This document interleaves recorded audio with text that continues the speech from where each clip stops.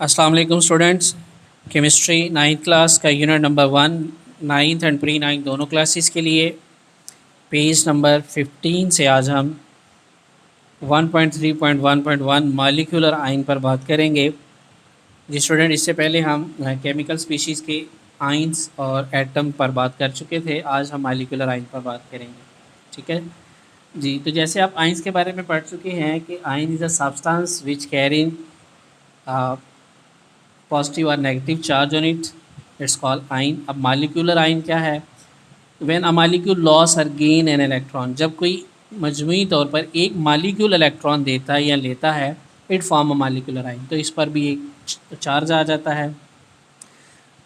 Hence molecular ion or radical is a species having positive and negative charge on it.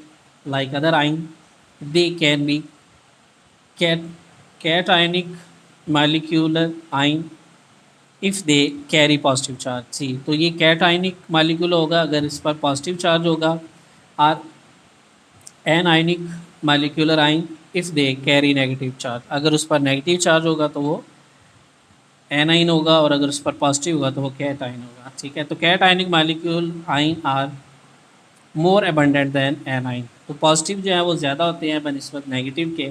For example CH4+, CH4+, He+, ठीक है, और उसके बाद N2O, N2+। ठीक है, when gases are bombarded with high energy electron in this charge tube, they ionize, give molecular ion।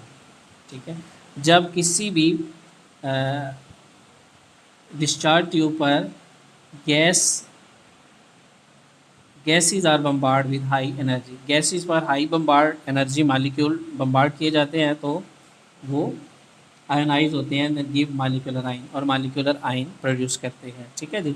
अब इसमें एक नीचे हमारे पास बेटा टेबल दिया हुआ है, डिफरेंट बिटवीन मालिक्यूलर आयन। ठीक, एक मालिक्यूल और एक मालिक्यूलर आयन में क्या फ़र्क है? पहले हमने एटम और आयन में डिफरेंस सेम लाइक यहाँ पर है कि अब एक मालिक्यूलर आयन और मालिक्यूल में क्या डिफरेंस होगा। ठीक है, तो फर्स्ट वन है, it is a smallest particle of an element और compound which can exist independently and shown all property of that compound. ये आज़ादाना रह सकता है और वो सारी खसूसियात जो इस मालिक्यूल की है वो रिप्रेजेंट करता है। It is form by gain और loss of electron by a molecule. ठीक है, ये तभी बनता है जब कोई मालिक्यूल इलेक्ट्रॉन को गेन करता है या लॉस करता है। ठीक है, उसके बाद है, it is always neutral. Molecule हमेशा न्यूट्रल होता है क्योंकि उसमें पॉजिटिव नेगेटिव चार्ज इक्वल होते हैं। इट कैन हैव नेगेटिव और पॉजिटिव चार्ज, लेकिन इस पर एक चार्ज होता है। It is form by the combination of the atom, ये एटम्स के मिलने से बनता है। It is form by the ionization of molecule, ये आयोनाइज किसी भी मालिक्यूल की किसी भी मालिक्यूल के आयोनाइज होने से ये बनता है। ठीक है, तो it is a stable unit, molecule is a stable unit and it is a reactive species. ये एक रिएक्टिव होता है क्योंकि इस पर चार्ज होता है और ख़ुद को न्यूट्रल करने के लिए ये रिएक्ट करता है। जी स्टूडेंट्स, तो इसके बाद आ जाता है हमारे पास केमिकल स्पीशीज़ में फ्री रेडिकल। इस पर भी आज बात करेंगे हम। जी, तो फ्री रेडिकल क्या होता है?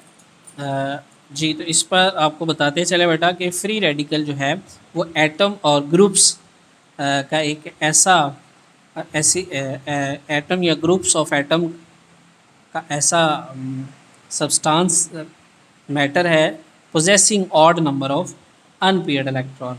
ये odd number of unpaired electron है, यानी 1, 3, 5 ऑड नंबर होंगे उनमें इलेक्ट्रॉन पेयर के, तो इसे हम फ्री रेडिकल बोलते हैं।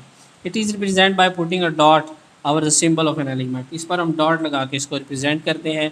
ये डॉट का मतलब है कि ये हाइड्रोजन का फ्री रेडिकल है, ये क्लोरीन का फ्री रेडिकल है, और ये H3C का फ्री रेडिकल है। ठीक है, तो दो बातें याद रखनी है आपने। फर्स्ट ऑफ ऑल इसकी डेफिनेशन ये है कि free radical are atom or group of atom, ये एटम है, ये एटमों का ग्रुप है possessing odd number of unpaired electron. ये अनपेयर्ड इलेक्ट्रॉन का ऑड नंबर इन पर होता है। ठीक है, और इसे डॉट से रिप्रेजेंट करते हैं। Free radical are generated by homolytic equal breakage of the bond between two atom, यानी दो एटमों के दरमियान बनने वाले बॉन्ड की ब्रेकेज से ये वजूद में आता है।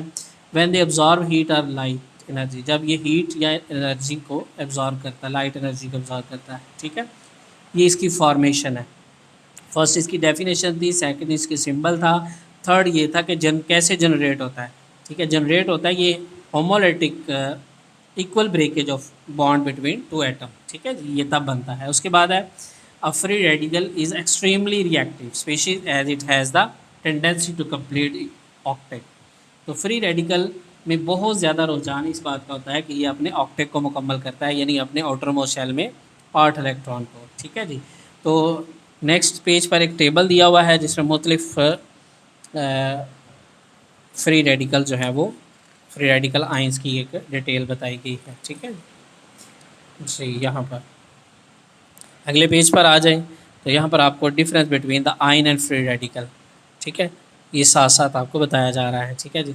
तो अब यहाँ पर है molecule and free radical Cl2 minus Cl2 है, तो जब सनलाइट यानी सूरज की रोशनी में ये क्या होता है, ये बदल जाता है फ्री रेडिकल में, ठीक है, 2Cl dot CH4 sunlight H3C plus H dot,